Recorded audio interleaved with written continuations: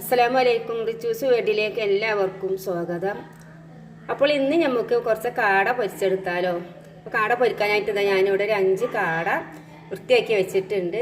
ഇനി നമുക്കിതൊന്ന് കഷ്ണങ്ങളാക്കി മുറിച്ചെടുത്തതിന് ശേഷം മസാലകളെല്ലാം തേച്ച് വെക്കാം. അതിന് ശേഷം നമുക്കിത് പൊരിച്ചെടുക്കാം.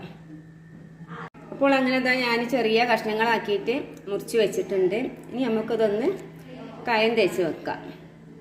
അങ്ങനെ കായം തേക്കാനായിട്ട് ഞാനിവിടെ മുളകും പൊടി, ഇഞ്ചി വെളുത്തുള്ളി പേസ്റ്റ്, മഞ്ഞൾപ്പൊടി, ഉപ്പ് ഇതെല്ലാം അതിലേക്ക് ഇട്ട് വെച്ചിട്ടുണ്ട്. ഇനി നമുക്കിതെല്ലാം കൂടെ ഒന്ന് മിക്സ് ചെയ്തെടുക്കാം. അങ്ങനെ ഞാൻ കായം തേച്ച് വെച്ചിട്ടുണ്ട്. ഇനി ഇതൊരു 5 മിനിറ്റ് കഴിഞ്ഞതിന് ശേഷം നമുക്ക് പൊരിച്ചെടുക്കാം. അങ്ങനെ ഞാൻ കാട പൊരിക്കാനായിട്ട് ഇവിടെ ചീനച്ചട്ടിയിൽ വെളിച്ചെണ്ണ കൊഴിച്ച് അടുപ്പത്ത് വെച്ചിട്ടുണ്ട്. വെളിച്ചെണ്ണ ഇവിടെ നല്ലോണം ചൂടായിട്ടുണ്ട്. ഇനി നമുക്ക് കാട പൊരിച്ചെടുക്കാം.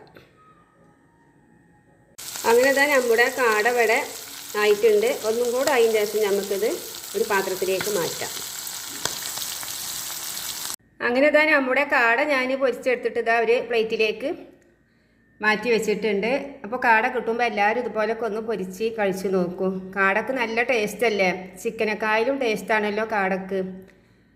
അപ്പോൾ എൻ്റെ വീഡിയോ ഇഷ്ടപ്പെടുകയാണെങ്കിൽ എല്ലാവരും ഒന്ന് ലൈക്ക് ചെയ്യുക, കമൻറ്റ് ചെയ്യുക, സപ്പോർട്ട് ചെയ്യുക. അതുപോലെ നിങ്ങളുടെ ഫ്രണ്ട്സുകൾക്കൊക്കെ ഒന്ന് ഷെയർ ചെയ്ത് കൊടുക്കുക.